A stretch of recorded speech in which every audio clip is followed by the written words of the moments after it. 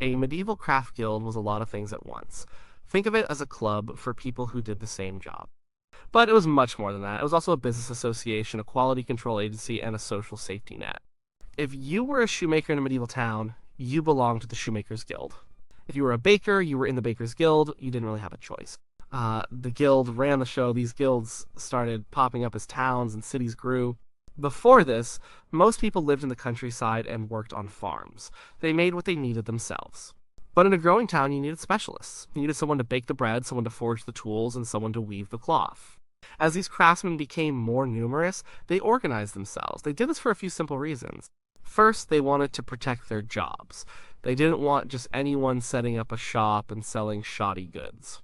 That would hurt their reputation and their income. Second, they wanted to control the quality of their products. A town's reputation could be built on the quality of its silverware or its wool. The guild made sure that reputation was protected. And third, they wanted to take care of each other. Life in the Middle Ages was tough. The guild provided a kind of insurance for its members. Inside every guild, there was a clear structure. It was a ladder that every craftsman had to climb. At the very bottom was the apprentice. This was usually a young boy, maybe 12 or 14 years old. His parents would sign a contract with a master craftsman. The boy would go to live with the master and his family. He wasn't paid a wage. Instead, he got food, a place to sleep, and training in the craft. His job was to do the simple, repetitive tasks, to clean the workshop, and to watch and learn.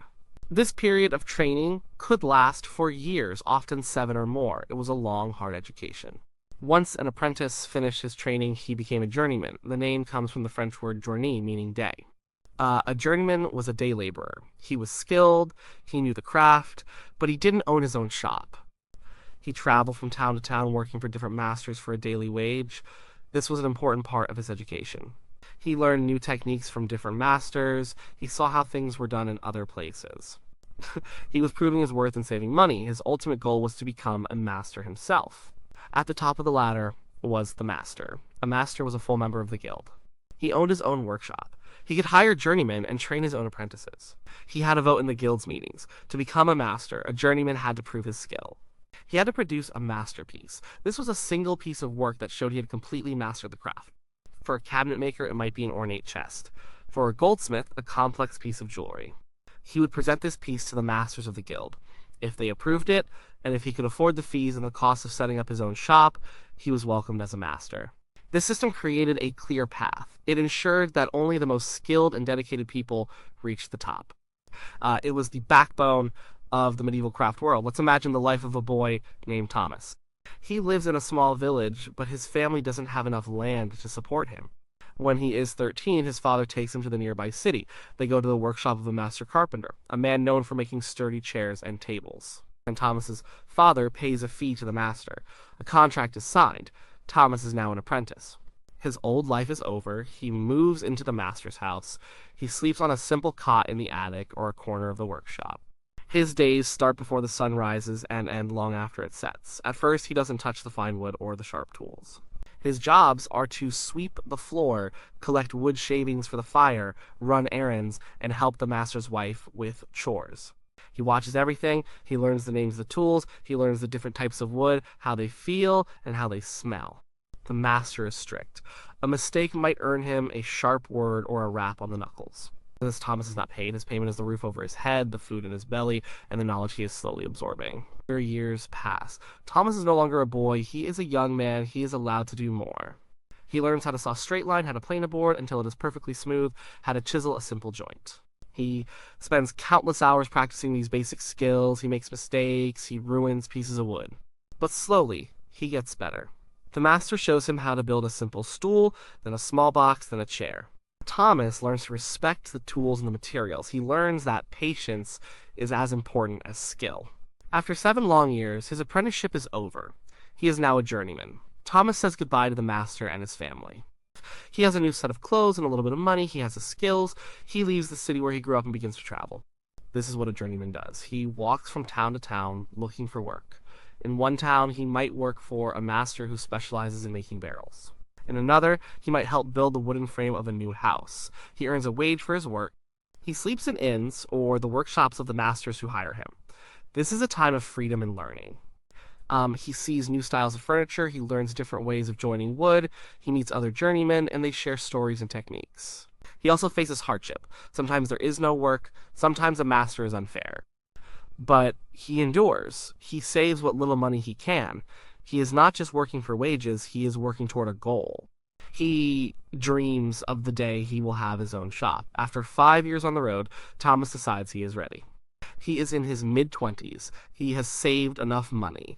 He returns to his home city, the place where he began as a boy sweeping floors. He goes to the Guild Hall of the Carpenters. He declares his intention to become a master. The guild masters give him his task. He must create a masterpiece. He has to build a large, carved wardrobe with intricate doors and strong hidden joints. It must be perfect. Thomas rents a small space to work. He spends every penny he has on the finest oak wood. For months, he works. He pours everything he has learned into this one piece. He measures every cut with extreme care. He carves the panels with designs he saw in his travels. He sands the wood until it feels like silk. Finally, it is done. He presents the wardrobe to the guild masters. They inspect it closely. They check the joints. They run their hands over the surface. They open and close the doors. They see the skill, the patience, and the artistry. They approve. Thomas pays his final fee to the guild. He is now Master Thomas, a full member of the Carpenters Guild. He can open his own shop, hang his own sign, and one day take on a young apprentice of his own, a boy just like he once was. His long journey is complete. The power of a craft guild in a medieval town was immense. It wasn't just an influential club, it was the law when it came to its specific trade. The guild's main purpose was to control every aspect of its craft. This control created a stable, predictable world for its members, but it also meant there was no free market as we would understand it today. The most important power the guild had was its monopoly. If you lived in a town with a weaver's guild, you could not produce and sell cloth unless you were a member of that guild. An outsider couldn't just come to town, rent a building, and start a weaving business. He would be shut down by the guild, probably with the help of the town authorities. This system eliminated competition. It meant that the existing master weavers didn't have to worry about a new rival undercutting their prices and stealing their customers. It kept the business within the family of the guild. With this monopoly came the power to set prices. The guild would determine the fair price for a yard of wool cloth or a pair of leather shoes. All members had to sell their goods at this price. This prevented price wars between masters. It ensured that every master could make a decent living from his work. It also meant that the customers paid a standard, predictable price. You couldn't shop around for a cheaper deal because there wasn't one. The price was the price. Alongside price control was a rigid system of quality control. This was one of the guild's most important functions. The reputation of the entire guild, and by extension the town itself, depended on the quality of its goods. To enforce this, guilds had strict rules about materials and methods. A baker's guild might specify the exact type of flour to be used in a loaf of bread. A silversmith's guild would have rules about the purity of the silver. Guild officials, often called searchers or wardens, had the right to enter any master's workshop at any time to inspect the work. If they found a master using poor materials or cutting corners, the punishment could be severe. The shoddy goods would be confiscated and often destroyed in public, usually in the town square. This was a form of public shaming. The master would also have to pay a heavy fine. For repeated offenses, he could be expelled from the guild, which would mean the end of his career. This intense focus on quality meant that customers could generally trust that an item made by a guild member was well made and would last. It was a stamp of approval. The guilds also regulated the process of work itself. They set the working hours. A common rule was that work could only be done between sunrise and sunset. This was partly for safety. Working by candlelight in a wooden workshop filled with flammable materials was a huge fire risk. But it also ensured a level playing field. No master could gain an advantage by forcing his apprentices and journeymen to work through the night. They also limited the scale of any single operation. A guild might rule that a master could only have 1 or 2 apprentices at a time. This stopped one master from becoming too powerful and putting other masters out of business. They kept the workshop small and independent. This economic power often translated into political power. The most successful guilds, like those of the wealthy merchants or goldsmiths, became very influential in town government. They would have representatives on the town council. They could lobby for laws that favored their trade.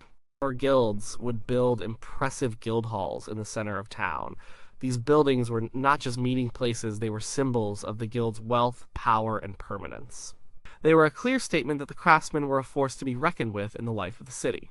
Life in a medieval guild was about much more than just work and rules. The guild was the center of a craftsman's social and personal life. It functioned as a tight-knit community, a brotherhood that provided support, identity, and a sense of belonging in a very uncertain world. For a master craftsman, his guild was his entire world. One of the most important roles of the guild was to act as a social safety net. In an age before government welfare or insurance companies, the guild took care of its own. If a master fell ill and could not work, the guild would often provide financial support to him and his family. They would make sure his children were fed and his debts were managed until he could get back on his feet. If a master died, the guild would pay for a proper funeral. This was very important, as a respectable burial was a major concern for people in the Middle Ages. The guild's support didn't end there. They would also look after the widow and orphans of a deceased member. The widow might be given a pension from the guild's funds. Sometimes she would even be allowed to continue running her husband's workshop, especially if her sons were old enough to help.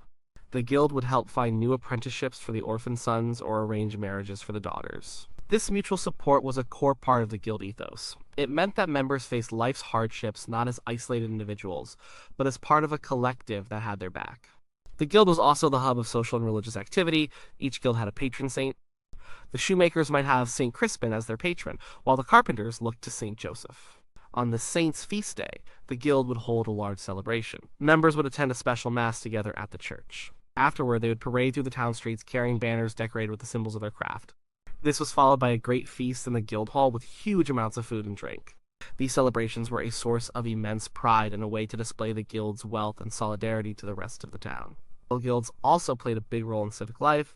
They sponsored religious plays known as mystery plays, which reenacted stories from the Bible. The Shipbuilders Guild might be responsible for the play about Noah's Ark, while the Bakers Guild might stage the Last Supper. These were major public events that involved the whole community. The guild hall itself was a center of social life. It was where the masters held their meetings and made their rules, but it was also where they held their banquets, celebrated weddings, and settled disputes between members. Being a member of a guild gave a man a powerful sense of identity. He wasn't just John from York. He was John, a member of the Worshipful Company of Weavers. His craft defined him. This created a strong bond between men who shared the same skills and faced the same challenges. They spoke a common language of tools and techniques. This bond was a source of great strength and comfort. But this sense of community also had a downside. Guilds could be very exclusive and resistant to change. They were often suspicious of outsiders and new ideas. A new technology or a more efficient way of working might be seen not as an opportunity, but as a threat to their established way of doing things. It could be very difficult for someone not born into a guild family to ever become a master. The system that provided so much security for its members could also be a barrier to innovation and a source of conflict with other guilds, as they competed for influence and prestige within the town. It was a closed world, protective of its own, but often closed-minded to what lay beyond its walls. For centuries, the craft guilds were the heart of urban economic and social life. They created stability, guaranteed quality, and shaped the lives of countless craftsmen. But the world began to change, and the very things that made the guild strong, as their rigid structure, their local focus, and their resistance to competition, eventually led to their decline. The end of the guilds was not a single event, but a slow fading away that happened over several centuries. One of the biggest challenges came from economic changes. The guild system was designed for a small-scale, local economy. It worked well when a master shoemaker was making shoes for his neighbors. But as trade expanded and markets grew, a new class of merchants and entrepreneurs emerged. These men were interested in producing goods in larger quantities and at lower costs. The guild's strict rules about prices, wages, and production methods were obstacles to this new way of thinking. To get around the guild's control, these entrepreneurs developed something called the putting out system. Instead of having all the work done in a guild-controlled workshop in the city, a merchant would buy raw materials like wool and take them out to families living in the countryside. These rural families, who were not part of any guild, would spin the wool into thread and weave it into cloth in their own homes. They were paid by the piece. The merchant would then collect the finished cloth and sell it wherever he could. This system completely bypassed the urban guilds. The goods were often cheaper, though the quality was less consistent. It represented the beginning of a capitalist, market-driven economy, an idea that was directly opposed to the guild's principle of a protected monopoly. Another major blow was the rise of new technologies. The guild system was based on handcrafted skills passed down through generations. It was a world of hand tools and human muscle. When new inventions began to appear, the guilds were often slow to adapt.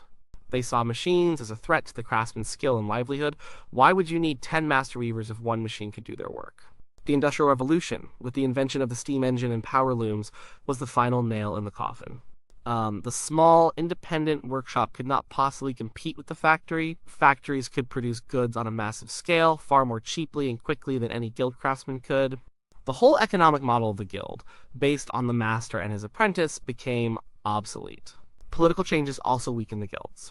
In the Middle Ages, kings and central governments were relatively weak, and towns had a great deal of autonomy. This allowed the guilds to flourish and exert real power, but as nations like France and England became more centralized, powerful monarchs and national governments wanted to control the economy for themselves. They saw the independent power of the local guilds as a challenge to their authority. They began to pass laws that restricted the guilds' monopolies and regulated trade on a national level. In some places, like France during the French Revolution, the guilds were abolished completely, seen as outdated relics of the old order that stood in the way of liberty and free trade. By the 19th century, the traditional craft guild was largely a thing of the past. The world had moved on, the factory had replaced the workshop, and the wage-earning worker had replaced the journeyman and apprentice. However, the legacy of the guilds did not disappear entirely. They left behind a powerful idea of professional standards and mutual support. Modern trade unions, which fight for workers' rights and fair wages, share a common ancestor with the guilds. Professional associations for doctors, lawyers, or engineers, which set standards of quality and ethics, echo the guild's role in controlling a profession. Even the very words we use, like masterpiece, are a direct link back to that time when a craftsman's skill was the measure of his worth, and his guild was the center of his world. The guilds were a product of their time, and while that time has passed, their influence can still be seen in the way we think about work quality and community.